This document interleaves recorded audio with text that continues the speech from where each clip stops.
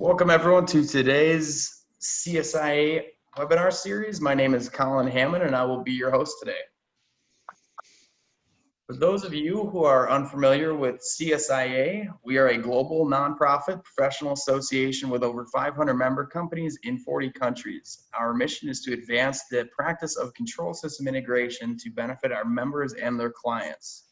Our vision is to ensure that manufacturing and process industries everywhere have access to low-risk, safe, and successful application of automation technology. CSIA membership offers members access to resources needed to attain and exceed business goals. To highlight just a few of our many member benefits, the CSIA Best Practices Manual guides control system integration companies in the setup and running of a solid company. CSIA's business insurance program offers members an excellent insurance program for business owners, subcontractors, and more. The program includes members from all over the world enjoying the peace of mind that comes with CSIA insurance. Clients in all industries are now seeking integrators with the CSIA certification alongside ISO. They recognize CSIA certified integrators' commitment to industry standards and business acumen. As a result, being certified can shorten the sales cycle. CSIA Industrial Automation Exchange is the premier automation guide featuring system integrators and suppliers who provide industrial, manufacturing, and process automation solutions. For integrators and suppliers, it's a place to market their expertise. Clients will find white papers, case studies, capabilities, contact information, and engage in conversation directly with CSIA members. And please follow CSIA's online events calendars for all upcoming webinars. And for more information about CSIA, please visit our website or contact us at info@staff.controlsys.org or 847-686-2245. And at this time, I would like to pass it over to our presenters. We have Jack Barber and Don Roberts from Exotek and Chris Conger from Erdos Miller. Welcome, Jack. Thanks, Colin. And hello to everyone. As Colin said, I and Don Roberts work with Exotek. If you're not familiar with Exotek, we're proud to be the only management consulting company that focuses exclusively on system integration for test, measurement, and automation industry. We're joined by Chris Conger of Erdos Miller. He's graciously agreed to share his experiences of driving strategic execution at his company. As you'll see on the slide that I've shared here, we purposely wanted to entitle this with the scratch through on the strategic planning, because we wanted to emphasize that strategic planning isn't a single event, but it needs to be rather an integral part of ongoing execution.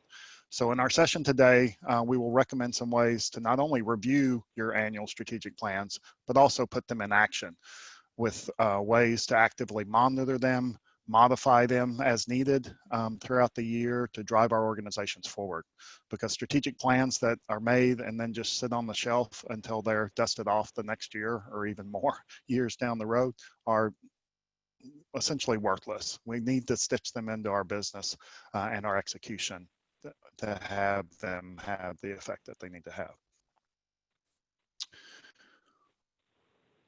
Don, do you want to share a story? Yeah, I do. But first of all, I want to make sure that we acknowledge and wish everybody safety on the Gulf Coast. I know there's some pretty nasty weather coming there, so hopefully if there's anybody on the call, yeah, you're taking care of yourself. So I thought it'd be a good idea to start off this session with a story about strategy and execution, and the importance of not just focusing on strategy but execution. And so I was reminded of a story with a client of ours that told me at one point. He said, "You know, Don, our industry really has no shortage of really smart people that can come up with excellent strategies. But what is completely lacking is the follow-through. There just isn't the execution that's required." So he and I went to work on his company, and within a couple of years, we doubled the size of the company and got it to about 25 million in revenue. And then did a series of mergers to get it to just under 75 million in revenue. all by defining a strategy and then relentlessly working on the execution of that strategy and each component of the strategy to achieve that growth. Sounds good. No, to give you an idea of the importance then of that execution, I'll tell you the rest of the story. The company was bought, we brought in some investors to finance some even greater growth. The investors, however, had a different perspective and was not so much on execution, but hitting a bottom line number, hitting some cash flow that would help them justify their investment. The consequence of that, because they weren't focused on the strategy and they weren't focused on the execution, the company ended up sliding backwards and was ultimately sold for around $50 million in revenue. So the moral of this story then is that balanced execution is ultimately the secret to success. And so I think with that as a backdrop to presentation, I'll turn it back over to you, Jack. Thanks, Don. As we as business owners look into 2021, we will likely be updating our strategic plans this fall to account for whatever we see as the next normal. But we first wanted to make the distinction between our strategic plans and our operating plans. Most of us are likely to have an operational plan, even if it's just a budget. But that's not really a strategy. An operating plan is just for people who are just need to manage their business. A strategic plan is thinking like an owner and a leader of the organization. So for your amusement, here's a snapshot of Exotek's current strategic plan that we developed using the traction methodology. Yep, even as a small 3-person company, we do practice what we preach. So last November, we took 2 days to review our strategic plan, and then each quarter we review our performance towards that, realizing that plan, which has been an excellent idea in this year where there's been some significant bumps in the road. A couple things to note, you'll see we've defined our core values and even created an acronym to help remember them, the CHECK acronym. And we have defined a core focus that uniquely positions us with our clients. And a word of advice, don't skip reviewing your value and your vision, at least in that annual meeting. Values won't change dramatically, but you can test yourself and see if you're actually following them. Yeah, and I wanted to add some input too on core values. My name is Chris Conger, everyone. Don introduced me earlier with Erdos Miller. I've found that core values are extremely important, not only for hire fire decisions, which we'll talk about later in the presentation, but also in both making those tough decisions yourself. And I've found increasingly important is helping some of my more junior leaders make decisions. You can use your core values as a coaching moment when they come to you for advice. How should I make this decision? Well, what do our core values tell us to do here? So they really become the bedrock upon which you can run the business. Yeah, Chris, I can build a bit on that too. The story I just told you about, not only was there a lack of focus on the execution side of it, there was a values mismatch between the investors and the underlying company. So ultimately that values mismatch ended up being quite disruptive. That makes sense. And I wanted to add one more tidbit here on vision itself. I recently attended a talk by a gentleman named Todd Musselman. He's a great coach and speaker, but his definition of leadership really struck me, and that's good leadership is the ability to inspire to get somebody's discretionary energy. Almost everybody will clock 40 hours a week. They'll give you what you're due, quote unquote. But if you're leading the company well, you're getting that discretionary energy. You're getting that 45 hours, the 50 hours, and people are loving it. And I think that setting a clear vision is a big part of how you get that. People want to know the why behind why you're doing what you're doing. Yeah, excellent. And how it feels. Great. All right, just wrap this part up. So I also wanted to point out that we do set a 10-year target. Now we recognize that long-range planning seems difficult, if not impossible, especially in the current environment. but it is important, and think of it more as a vision for our future, a North Star, if you will. It's not an exact target. It's a direction where we want to be heading, where we want to get to. And then I also wanted to point out that there are even some things that are in red here, which is just emblematic of that a strategic plan isn't set in stone. So this is what's in black is what we had in November, and then during the year we've actually gone in and made modifications to our strategic plan, not radically changing it, but continuing to hammer it out to improve it all the time. Yeah, Jack, as you know, we get pushed back quite a bit on strategic planning in a COVID environment. Oh my goodness, what are you thinking about? You know, we don't know what's going to happen even next week.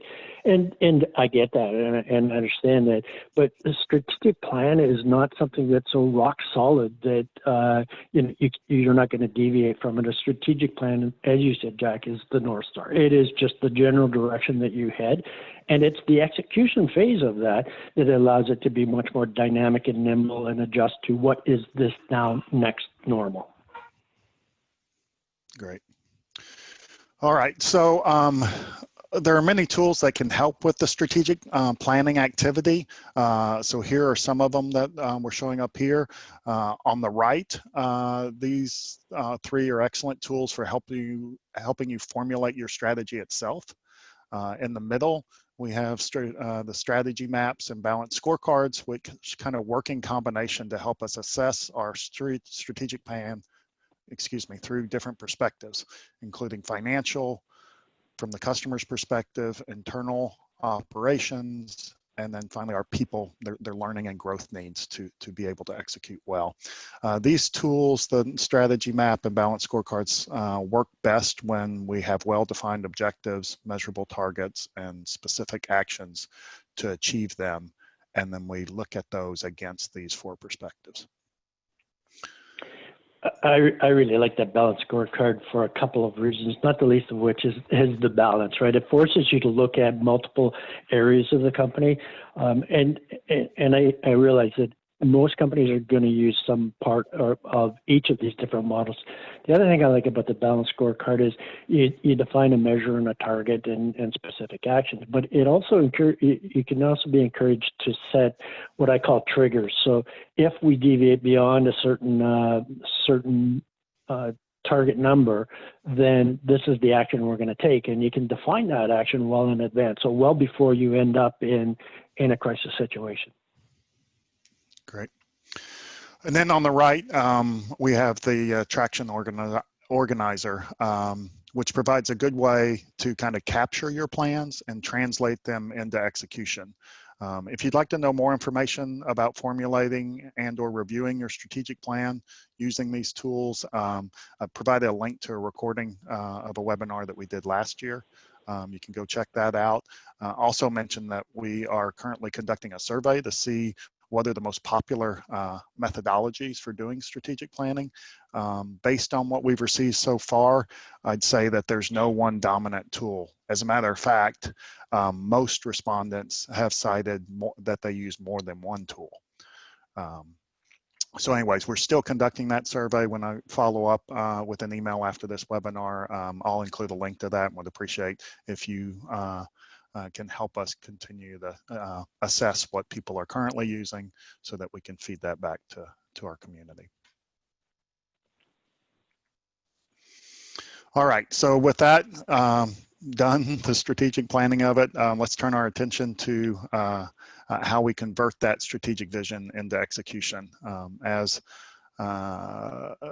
George Patton once said, a good plan violently executed now is better than a perfect plan executed next week.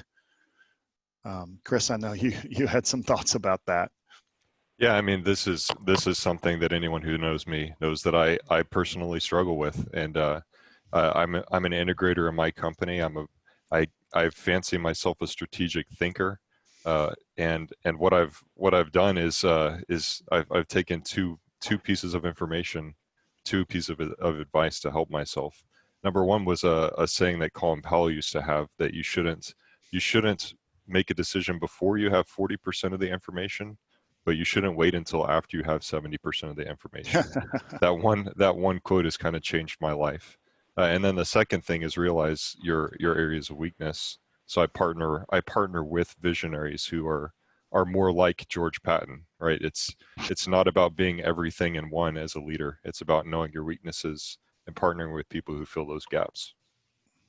That's great, Chris. It reminds me actually of Dr. James Touchard, who founded National Instruments, where I worked for 30 years. He had a philosophy he called the OOCH approach. And rather than overanalyze a situation, he was a fan of ooching, taking small steps in the direction that you think is right once you have confidence that that's where you need to go, rather than overanalyze. So that was a mantra for the organization, was the OOCH approach. Yeah, very, very few decisions are non-reversible. Yeah. All right, so to achieve positive outcomes from our planning process, here are some key components of turning your vision into a reality. First of all, from an internal perspective, we need to get proper organizational alignment, competency, and accountability, and we'll spend some of the next time talking about those issues. But don't forget the external perspective. We need to be able to effectively communicate with both our clients and our partners what our plans are. For instance, do our key vendors understand what our strategy is? And how does it mesh with their own? And quite honestly, don't let them have to figure it out. Instead, know what their plans are and be able to explain to them how our plans fit into their plans. It's a much better strategy. Yeah, Jack, I'll build a little bit on that as well, and that is that if the next methodology that I see impacting our industry is really the collaboration methodology.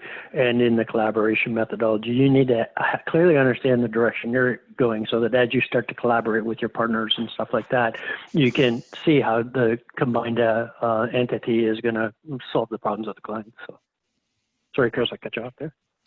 Oh, I was just going to point out the age-old rule of 7, which many of us have heard. You've got to communicate something to somebody 7 times before it sticks. And I've started counting recently. It's amazing how true that rule is. So never assume that because you've written down your vision and communicated it once, that your employees get it, that your customers get it. You've got to repeat it almost an embarrassing number of times before it starts to stick with everyone. Yeah. 7 times, 7 different ways. All right. So next reference material that we wanted to point out to you is Vern Harnish's book called Scaling Up. He states in that book that companies can get by with sloppy execution if they have a killer strategy or highly dedicated people willing to work 18-hour days, 8 days a week.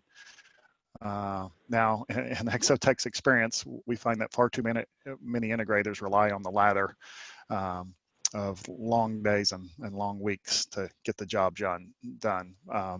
And if so, as he notes at the end, you'll end up burning through both cash and people if this is your process. So the reason we wanted to bring Scaling Up is it does do a good job of describing essential elements to execution according to your plan. First is we must attract and retain the right people. Secondly is developing a distinct strategy, and there's some good tools in there for doing that. Third is executing with some key habits for setting priorities, making data-driven decisions, and establishing a meeting rhythm to keep things on track, and we'll spend some more time talking about those. And finally, how to stay afloat, essentially sound practices to make sure that you have enough cash and capital to fund your growth. It's really a great book with lots of tools and examples. Yeah, I like the quote in there of the on-strategy research where they said organizations that commit to the strategic management process showed a 12% bottom line increase and 11% top line increase over those that don't. Yeah. So well worth doing. All right, let's talk about creating accountability. That's come up a couple times already. Pulling from traction, Gino Wickman asserts that all businesses have 3 major functions: the sales and marketing, the operations, which depends on what you're trying to deliver, but for system integration companies, that's your engineering and your manufacturing typically, and then the third is, you know, finance, admin, the back office sort of stuff. So regardless of whether you're a startup company or the largest company in the world, his assertion is those three fundamental elements exist. And if any one of them are weak, your organization is not as effective as it could be. So to create and maintain accountability, we must assign one person to be ultimately responsible for each of these major functions within our organizations. When more than one person is made accountable for that one particular area, then nobody is. That's the principle. It's not that one person has to do everything. It's ultimately you want to have one person where the buck stops there for that particular area, so that they're accountable to see that area of the business is staying on track and meeting its goals. The traction accountability chart also defines two leadership roles. The visionary, who is typically very creative. They're the kind of great solvers of the big kind of ugly problems. Maybe not the little practical ones, but they have usually have a good rapport with the clients, vendors, and suppliers. And the visionaries are the ones that can kind of come up with 10 new ideas a week. Maybe not all of them are the greatest ideas, but one usually is, and that is enough to keep the company growing. For this reason, you know, visionaries are invaluable, but invariably, as Wickman asserts, the visionary, in order to continue to grow the business, needs to find what he terms the integrator. It's the person who harmoniously integrates the major functions, those three major functions of the business.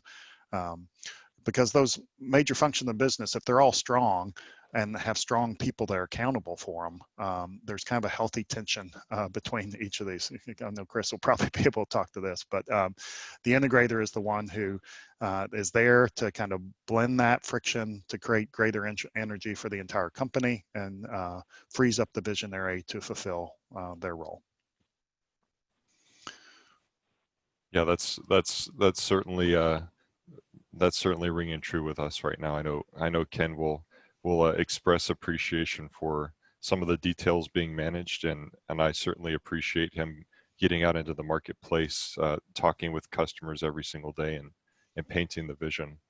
I was going to make another comment, Jack, on this slide.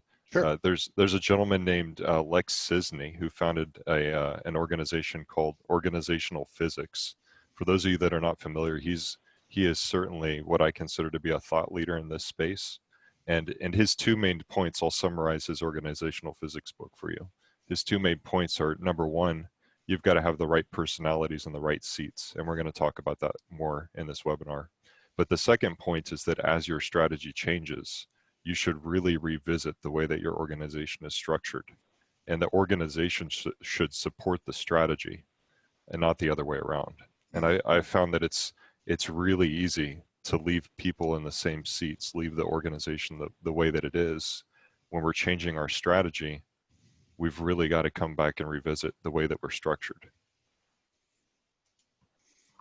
That's awesome. Yeah, Chris, I'm 100% behind that. I've seen lots of companies where there's a commitment to somebody, so they put them in a seat and, oh, you're my most senior person. Now you're going to become my VP of engineering. Okay, now you're going to be my COO. But really, the strategy requires a different type of person in that, and the commitment to keeping that person in that seat ends up holding the company back at the very least. Yeah. Well, perfect segue, because that's our next slide is talking about this very thing, what's called the right people in the right seat. So what do we mean by the right people? The right people are the ones who share the core values of the organization and thrive in the culture of the organization. The right seat means that our employee is operating within what fits their what's called unique ability. It's a concept that was coined by Dan Sullivan and the Strategic Coach. When we're operating within our unique ability, we feel energized and have a passion for what we're doing. But as been pointed out, sometimes we don't have the right person in the right seat. So let's talk about a couple of those cases. So in the first one, we have the right person, but they're not in the right seat. And the right person means they do embody the culture of the organization, the values and whatnot. But as was mentioned, sometimes we've promoted somebody into a seat that just ends up being too big for them. Or maybe we didn't assess where their strengths were properly, and we put them in a position where they can't really, doesn't align with their unique abilities. Often this person has been around for a long time. We like them. We, believe promoting them was the right thing to do. But in all actuality, we're hindering not only their growth but the growth of the company. So, our job in this situation as leaders is to move that person out of that seat and into the right one, where he or she can be successful. The second case is we may have a person that's doing extremely well, very productive, and is clearly using their unique ability. What makes this person wrong in most cases is that they don't actually share the core values of the organization. And while we think we can kind of live with this in the short term, that person is kind of eroding, chipping away at what we're really trying to accomplish. And we may not even see it. It may be, wry comments in the hallway, kind of dirty look behind our back, but dissension that can spread. So no matter how good they are at what they do, if they don't embody the culture and the values of the organization, we have to make the business decision here for the long haul to let that person go. And then the last, the third type of person is one that is the wrong person, the wrong seat. That's a little bit more obvious solution. That person must go, and it's not always really obvious how we got in that position in the first place, but the decision's clear. So I'm not saying that these decisions are easy, but it is our jobs as leaders of our organization to hire, fire, review, reward, and recognize people based on our core values and their abilities. It's the best way to build an organization is ultimately to ensure that we have the right people in the right seats. Yeah, Jack, there's a lot of people have heard me tell the story about case number 3. Key employee was personally responsible for putting $400,000 worth of profit in the company, right? And in a relatively consistent fashion. But he was not aligned with the values. He was just not the right guy to be on the bus. The company put up with it for a few years, but then ultimately realized that, hey, this is destroying from the inside out the company, right? And the end result was, $400,000 of profit is just not worth it, and they terminated the employee. And I mean, there were other people that stepped up to the plate and were much better suited for it. So it's a tough decision, case 3 sometimes, but you have to do it.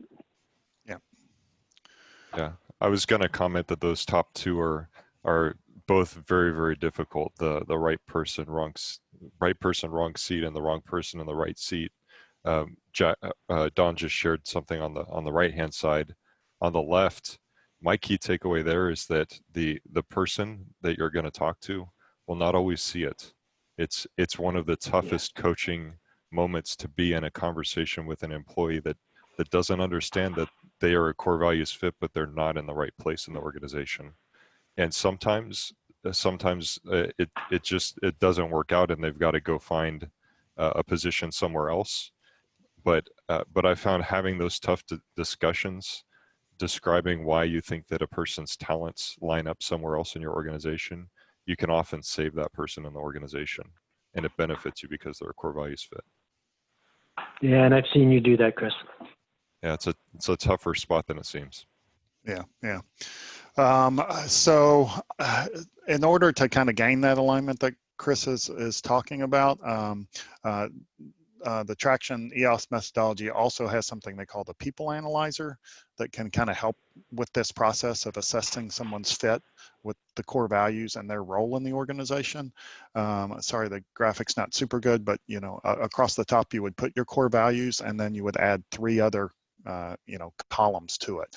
One is this notion of, do they get it? Meaning, do they truly understand their role, the culture, the systems, the pace, and how that job comes together? Do they understand what they're tasked with doing? Secondly, do they want it? Meaning, do they generally like the job and the role that you've assigned to them? They need to not only understand it, but they want to be able to do it with some passion and do it well. So it's not just about compensation. It's something that excites them. And then finally, do they have the capacity to do it? Meaning, do they have not only the skills, but do they have sometimes it's even what it could be physical or emotional capacity. It can even just be the time to do it. Have you given them an assignment that they can commit the time and the energy and have the capacity, the skill set to do well? So this is you can see how the scoring goes there, but how you would use this in your organization, we would recommend is start with your own leadership team, including have them analyze each other. You can talk about gaining alignment is have some frank conversations about whether the fellow leaders believe that they're exhibiting the culture and whether or not they, this GWC of the job itself that they've been tasked to do. Secondly, then have your leaders and managers, people analyze everyone that reports to them and their organization, and use this as part of their performance reviews. So, and there's a piece of advice to let them analyze us as well. Let your reports analyze you. Let's not be afraid to practice what we preach. And then if we are, another case where it's often used is if we are struggling with a personnel problem. So we can run the person through the people analyzer and give a clearer perspective on whether or not it's a right person issue. If someone's below the bar that you set for alignment, then it's difficult, but we suggest that you use kind of this 3-strike process, which is discuss the issues and your expectations with the person and give them some time, 30 days to correct whether it's the behavior or not performing in the role the way they should. If you don't see the improvements that are necessary, review it with them again so they're aware that they're still not measuring up, and give them another time period, another 30 days to correct. And then strike 3, ultimately, if you don't see the improvement, then you can reasonably assume that that it's not going to change, and that person needs to likely is going to leave the organization.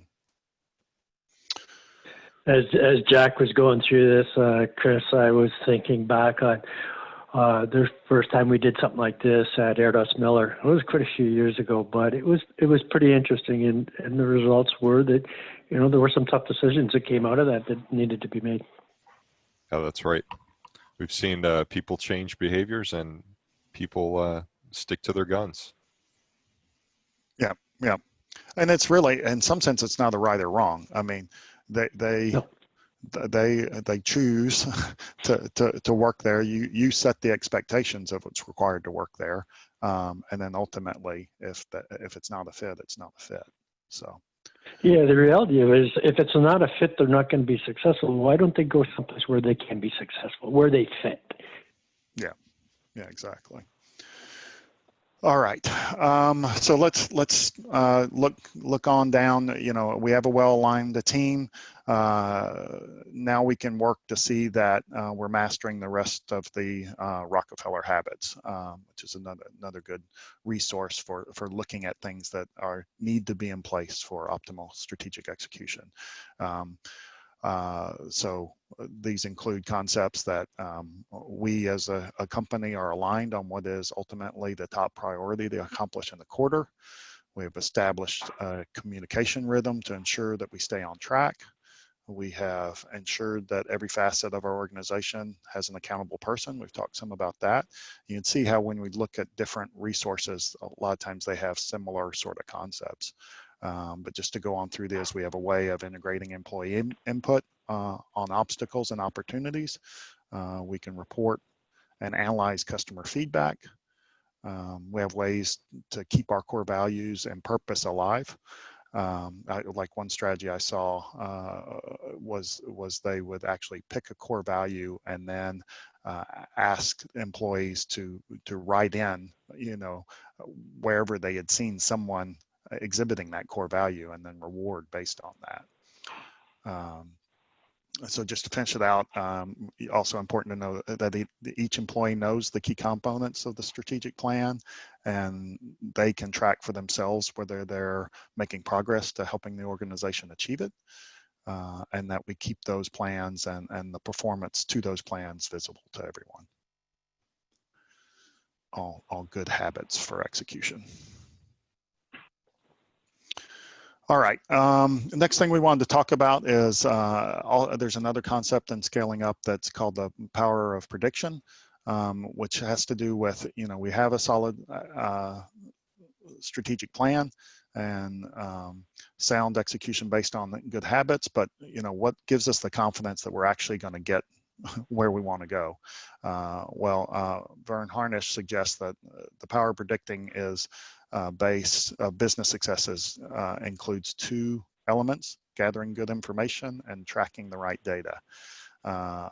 When it comes to how to gather the right information, that consists of, what external sources are we relying on, such as we often refer to the Purchasing Managers Index as to whether or not business is going to be picking up in the next month or next 6 months. Or a strategic advisor that can help you keep abreast of industry trends. Next, making sure that you have every brain in the game. And what it means by that is, are we involving our employees in gathering information about how our organization is operating, what our clients' needs are, and then are we ensuring that our internal folks can make continuous improvements based on that information. The customer feedback element, do we have ways of capturing our customer feedback?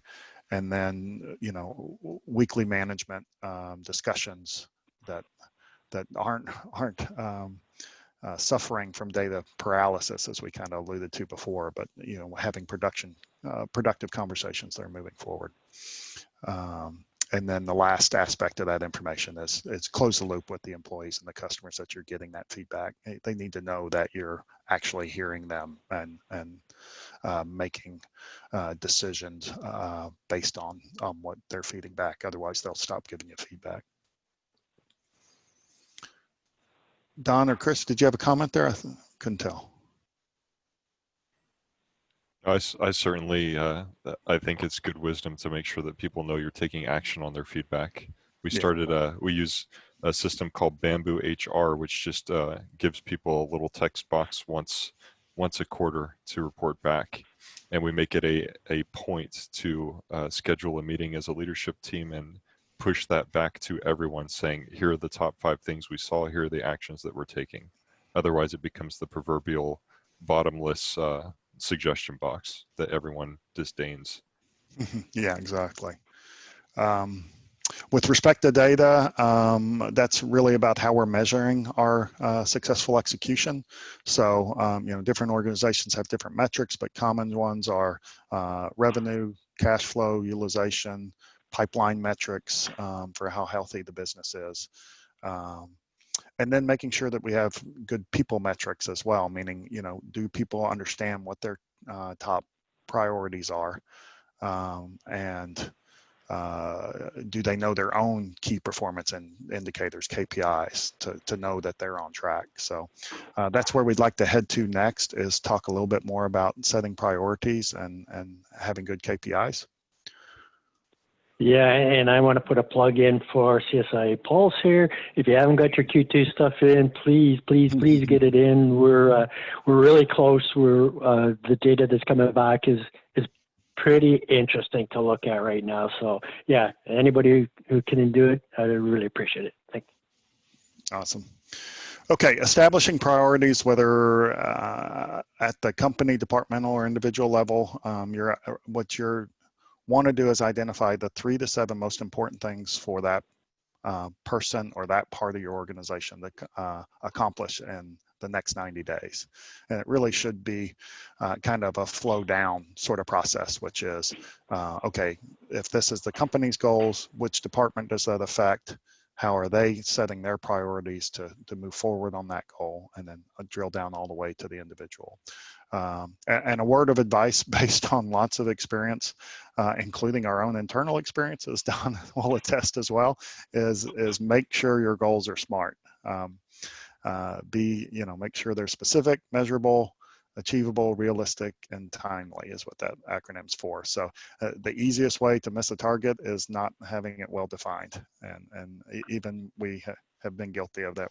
We're human too. We're not perfect, but yeah, if you're going to set a priority, it's worth taking the time to make sure you are clear about what that priority is and know when it's done.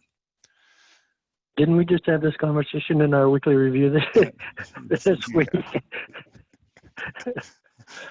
Yeah.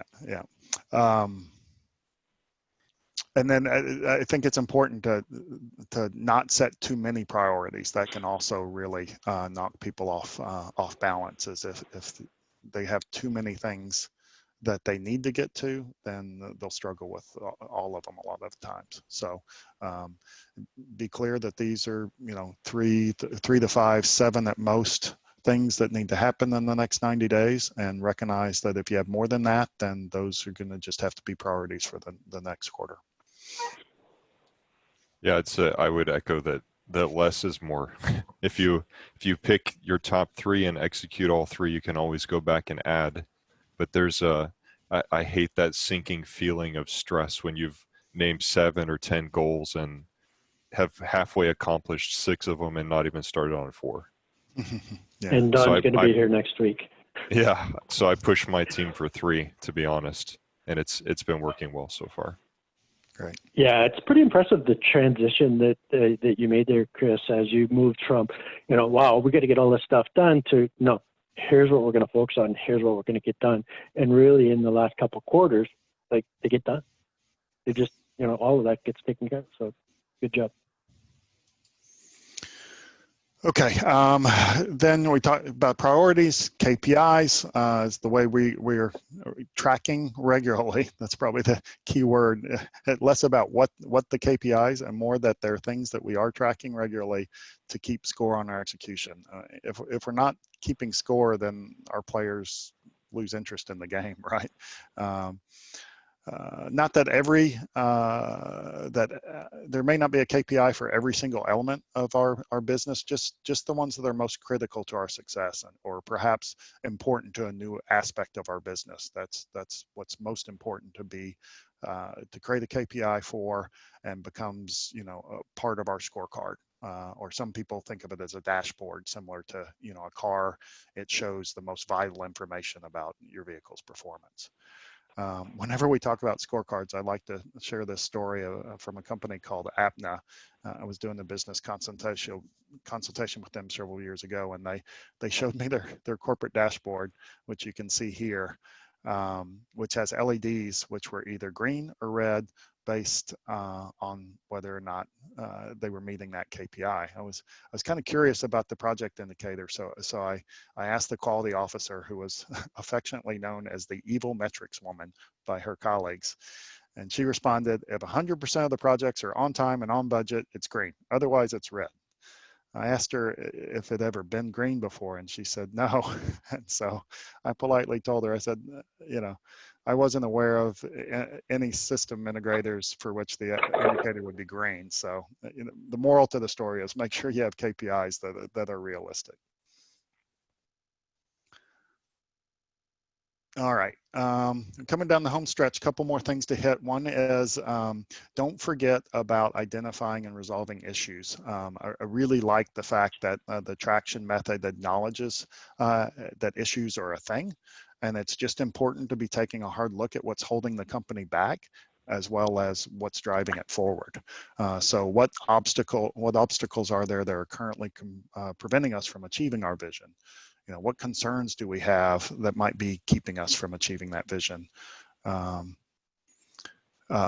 what things, this comes up all the time, what things appear as opportunities that are actually serve as distractions that keep us from staying on track and staying on plan.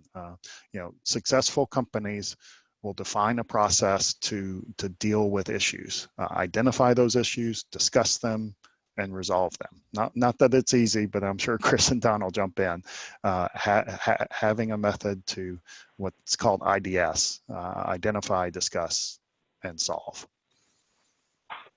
Yeah, Jack, I think IDS is one of the best tools that you can get in your toolkit and master as a leader. Jack, you sent an article the other day about building a good issues list. A lot of us avoid talking about some of those more challenging, painful issues. So it starts with a good issues list, but certainly it should end, a good IDS session should always end with to-dos. And those to-dos have the 3 W's, the what are we going to be doing, who's responsible, who's the one person responsible, and when is it going to get done. And I think, Don, you had some more comments about IDS. Yeah, I mean, the biggest thing that I find is the I part, right? People are too quick to jump from the identify to try and come up with solutions, and it's challenging, but you need to always push back and say, okay, no, really, what is it that we're trying to solve here? Let's have a clear identification of the problem, because if we get to the actions, and we got a bunch of actions, but those actions are really not applied to what it is the issue we're trying to solve, then it doesn't add the value you want. Absolutely. Yeah, I couldn't agree more. One last got you. Once you implement IDS, you'll notice that people tend to jump into discussion as your meetings go on. So saving the IDS for the IDS section of the meeting really helps, like Don said, focus on identifying the issue and not just discussing or complaining and coming up with a bunch of bad to-dos. Yeah. All right. Last slide here before we wrap things up. So couldn't pass up, this important aspect of execution, which is having a meetings cadence to ensure that you stay on track. Its mission was mentioned in a couple of slides before, obviously picked up as important by some of the thought leaders in this area. That starts with our company meeting, which it provides an opportunity for us to reinforce our core values and assert our focus and our strategic direction, as well as objectives for the coming year. But don't stop there with just an annual meeting.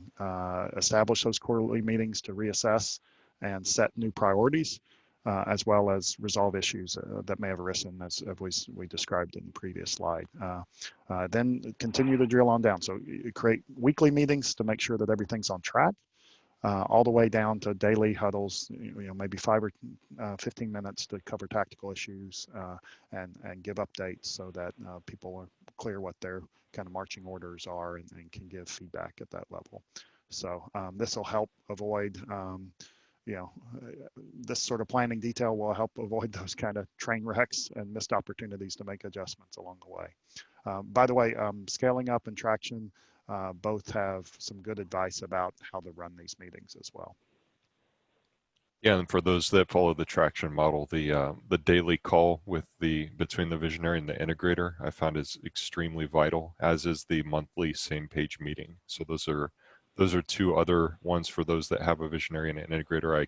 I couldn't recommend more highly. It's made a big difference. Great, thanks, Chris. All right, parting thoughts. Hopefully we've given you some practical advice on strategic execution today. So as we conclude the presentation, here are our final thoughts. With respect to fall planning, just do it. Don't make the mistake of getting so busy working in your business that you don't take time to work on your business. There's just a huge difference between daily management and strategic planning.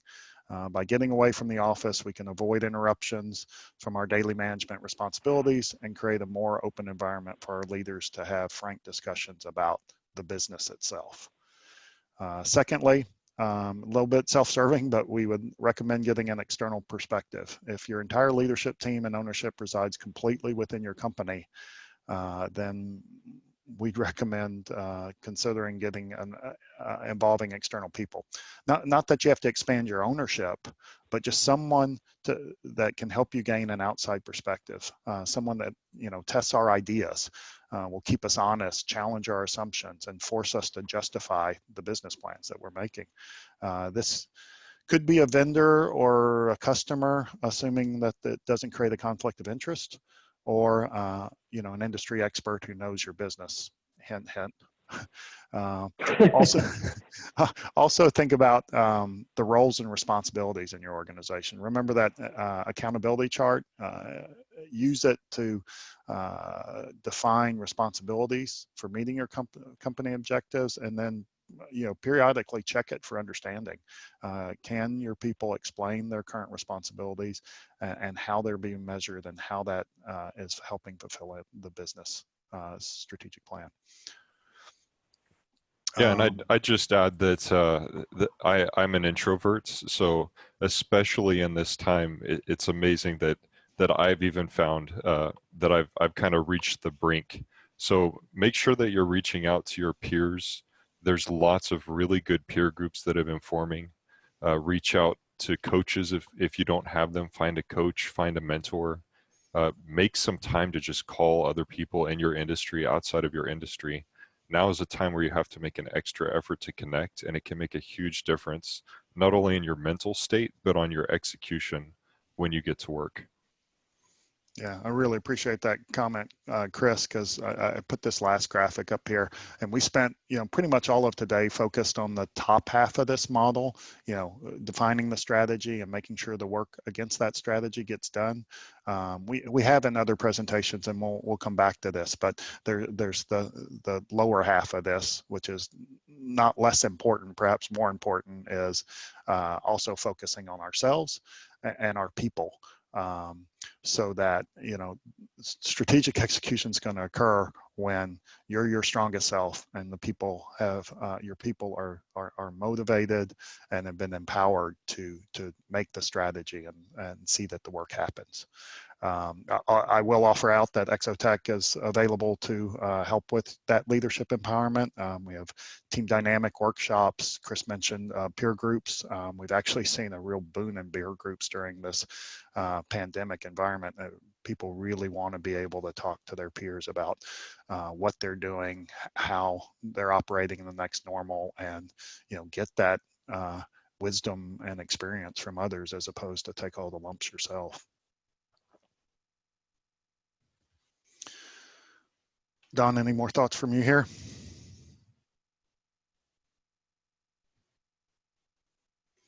All right. Okay.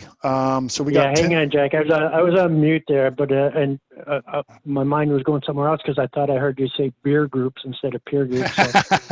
but I'm back. Yeah, I think we've seen certainly in our peer groups the weekly cadence of the meetings, even with the peer groups, just to kind of get through some of this. And probably the most topic right now is just how to maintain motivation of the employees in this environment. It's a pretty challenging situation, and we're looking at some of these second wave things coming on, and yeah, it's going to be a challenge. As Jack knows, I keep talking about the next normal. Let's look at the 3 or 4 months and call that a normal, and what are we going to do in that? But be prepared, because there's going to be another next normal. Yeah. All right. So yeah, we have a few minutes left here at the end. Would love to hear, answer any questions that you have, as well as hear any takeaways. Something that you felt like was really valuable out of this presentation, or something that we should, emphasize or spend more time on in the future. Yeah, don't be afraid to say what was the one thing that you took away.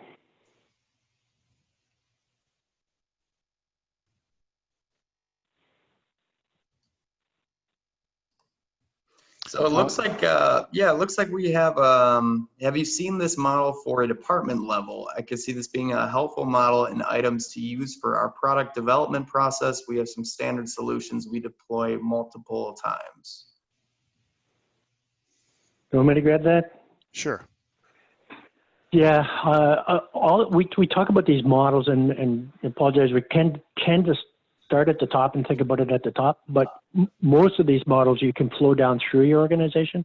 If you're a product development group, I'd recommend taking a look at that the business model canvas. It's not the one and only.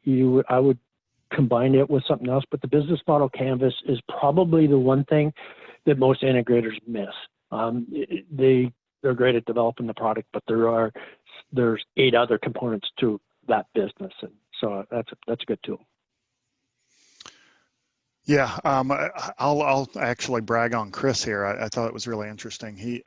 He's even within their product areas, they're implementing the concept of visionary and integrator, so that the person that's kind of has the customer's ear and is the technology lead isn't necessarily the person that is managing the product development itself. That actually requires an integrator to see that gets done well and isn't thrashed by the visionary kind of wanting to constantly adjust course, so that there's a good balance within each of those businesses areas as well as the business as a whole. I think that's excellent. Thanks, Jack. Yeah, and an important distinction is we flip it so that the product visionary sits underneath the product integrator for products. Awesome. That's because you're an integrator. And I mean, you look at the other tools like SWOT, that can be used in all areas of your business. Certainly as a long tested tool that can be applied in many different ways. All right, thanks, guys. I'm not seeing any other questions. We can wait a minute here. It looks like it's 10:56.